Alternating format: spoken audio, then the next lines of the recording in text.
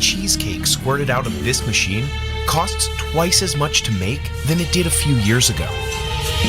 Junior's pumps out, bakes, and packages 5 million cheesecakes a year.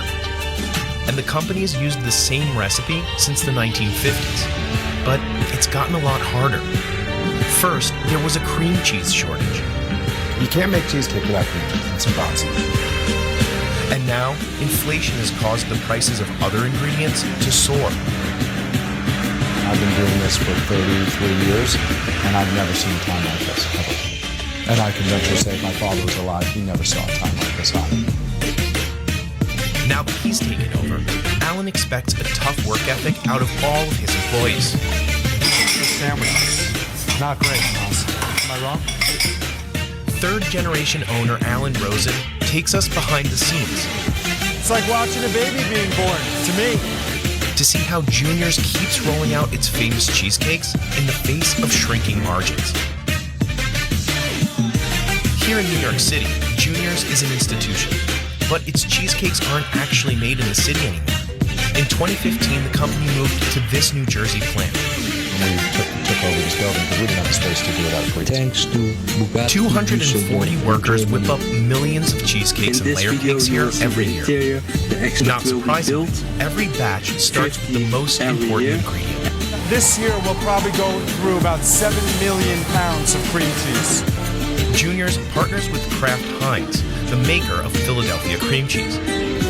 Workers unwrap each of those giant blocks of cream cheese and tip them into the mixing bowl. So far we have cream cheese, we have sugar, we have eggs. Still to come, we have some heavy cream, some vanilla, and I think that's just about it. It's kind of simple. Workers roll these giant mixing bowls over to the assembly line. To speed up production, Alan added automatic depositors. It gets pumped up here into here. This is going to meter out exactly the right amount. First, workers drop a slice of vanilla cake, not graham cracker crust, into each pan. We use cake on the bottom because this is a recipe that my grandfather created in 1950. It's a lot of work just to make the bottoms. Slowly, the pump works its way through the entire batch of batter, plopping perfect dollops into each pan. Then this guy knocks out any excess air. On this line, they're making strawberry swirl cheesecake. The swirl used to be piped by hand, but this robot took over the gig in 2017.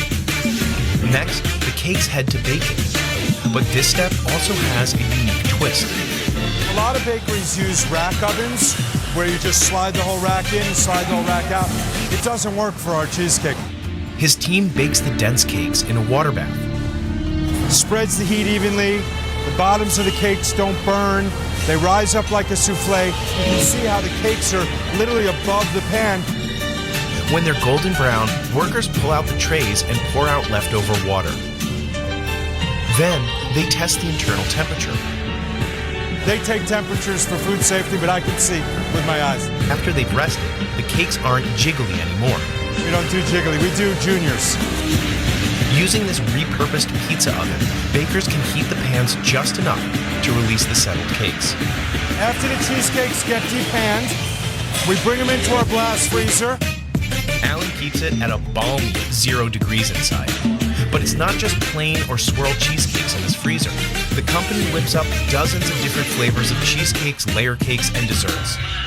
The chocolate mousse cheesecake is hit with a heaping pile of mousse, doused in a waterfall of chocolate and covered in mini chocolate chips. There's also the pumpkin layer cake cheesecake. Robots and bakers work together to ice it. Leftover cake tops are ground up to make the crumb that goes around the edges. All the finished and chilled cakes converge on the packaging line, from the pumpkin cheesecake to the 24 mini cheesecake variety pack bound for Costco. Thanks to Bugatti. Workers place each cake in a box, slap on a label, and put it in an even bigger box. That all heads to the freezer a second time. This will all be gone within 30 days. Right now it's enough space, but I can see maybe next year us needing even more space. This is going around the whole country. Most of the 6-inch cheesecakes end up in one of the 12,000 supermarkets supplied by Juniors. Wegmans to Kroger, Publix, Stop and Shop, ShopRite. Alan's grandfather, Harry Rosen, opened up the first Junior's location on Election Day in 1950. He said, if we're going to be a great restaurant in New York, we have to have great cheesecake. Some people venture to guess that my grandfather named it after his two sons, Walter and Marvin, my father and uncle, but Jews don't really do the Junior thing, so that's a little out the window. Over the next few decades, Junior's popularity soared. It wasn't long before celebrities and politicians were digging into these iconic slices. We started a mail order business late 80s, before food by mail was a thing. And people were calling from Florida and California. Then in 1995, we met QVC. They were doing a search for America's best products state by state. We went on and I think we sold 2,400 cheesecakes in like 6 or 7 minutes. Today, Junior's has 4 restaurants in the New York area. A quick service at LaGuardia Airport, a direct-to-consumer business, and a booming retail presence. Oh, we're definitely the biggest cheesecake company in New York. So the top seller in our restaurants is either strawberry cheesecake or New York-style cheesecake. Visitors from all over the world stop in for a slice. Yeah, my name is Marvin. I'm from Germany. Brownie explosion cheesecake. I think it's like a full meal. But keeping up with all this demand for cheesecake hasn't been easy, even for a giant like Junior's. In 2020, the pandemic shut down all of the restaurants. I sort of joked with my mom that thankfully my dad was deceased before COVID, because COVID would have killed him, not the disease, but the fact that his restaurants, his babies, were not doing what they were supposed to do for, in some cases, 14 or 19 months. At the time, the company's direct-to-consumer sales actually doubled.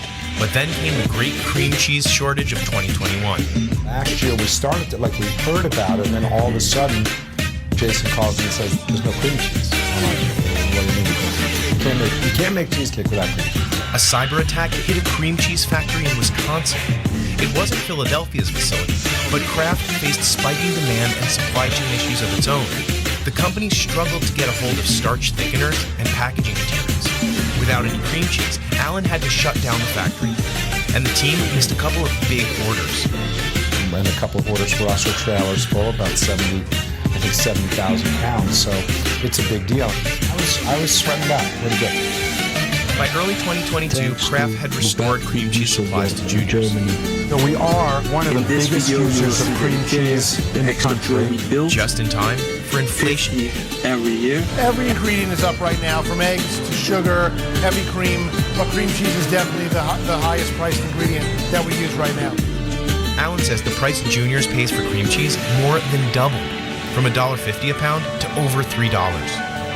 The demand, it's based off of the butter markets, and dairy prices are just very high right now, and that's why it's affecting the price of cream cheese. Everything is up. Labor, obviously, is up. Junior sales have bounced back to pre-pandemic levels, with 110 million in expected sales this year. But costs have escalated so dramatically that profits in the restaurant business and the wholesale business are way down. Alan said profit margins dropped by 6%. Oh, it's brutal. No, there's no doubt. It is the hardest time in I've been doing this for 33 years, and I've never seen a time like this, ever. So Alan made the decision to raise prices. Our product cost has literally doubled for cheesecake.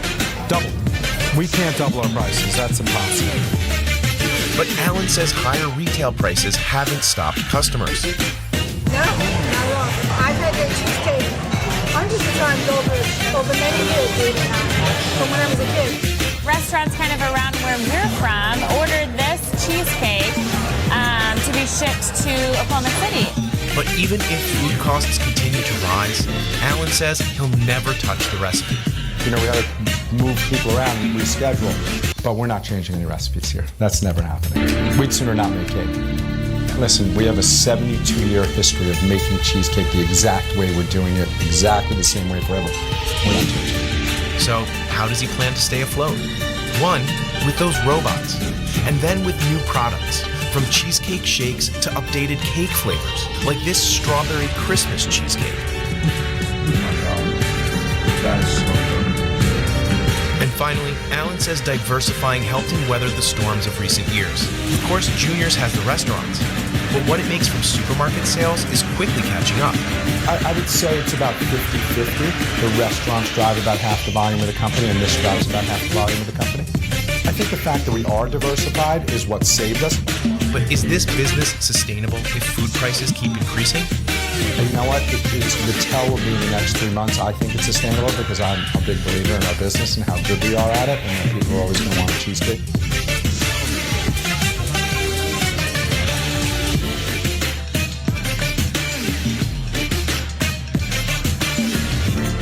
That kid just had some delicious cheesecake.